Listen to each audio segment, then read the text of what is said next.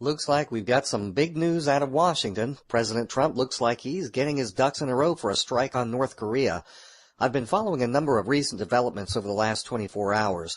Trump has been burning up the phones on calls with several world leaders, including China's President Xi Jinping, Japan's Prime Minister Shinzo Abe, and Germany's Chancellor Angela Merkel. Japan's prime minister was asked about the nature of Trump's call to him on Sunday, and Abe said that Trump was talking about what a big problem North Korea is and how it needs to be dealt with, but that Trump didn't disclose his exact intentions. Abe said that Trump, quote, has indicated by his words and actions that all possible options are on the table. China and the United States are giving two different versions of what was said during the call between Trump and Xi Jinping. The White House says that Trump emphasized to China that North Korea is being belligerent and is destabilizing the Korean Peninsula. China is saying that President Xi was emphasizing to Trump that the United States must exercise restraint and not do anything to worsen the situation through unnecessary military action. According to the White House, Trump's call to Merkel on Monday was intended to stress to Germany that the North Korean problem is, quote, an urgent security challenge.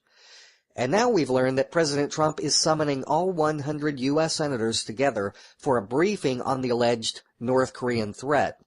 The briefing will be led by Secretary of State Rex Tillerson, Secretary of Defense Mad Dog Jim Mattis, and Director of National Intelligence Dan Coats. Oh, and also Joint Chiefs of Staff Chairman General Joseph Dunford.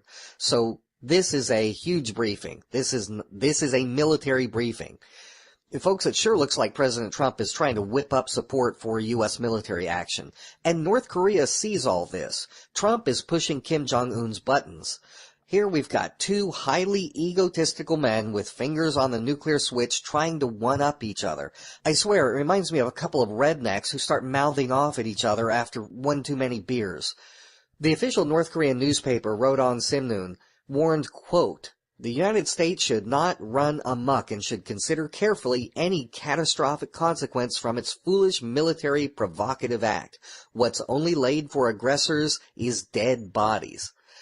Meanwhile, we've got the USS Carl Vinson and its strike group getting ready to enter the Korean Peninsula.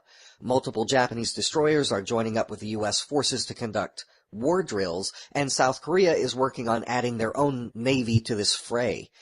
I hope that Kim Jong-un has the good sense to see that he is terribly outmatched, and that he decides to not carry out a nuke test, because if he does, there is no way to hold Trump back. It will be an all-out war. And to those of you who like to talk tough about how the USA is just going to wipe out North Korea, just remember, we've got 30,000 U.S. troops sitting there along the 38th parallel in harm's way. Don't be so quick to advocate for war. I hope that all of you will join with me in calling for a peaceful resolution to this conflict. With Trump's first 100 days coming to a close this coming Saturday, the man may just try to pull some military stunt to solidify his legacy.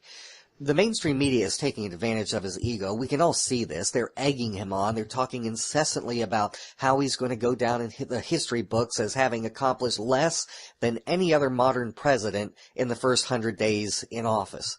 Whether you support Trump or not, you've got to admit that the man has a narcissistic obsession with his self-image.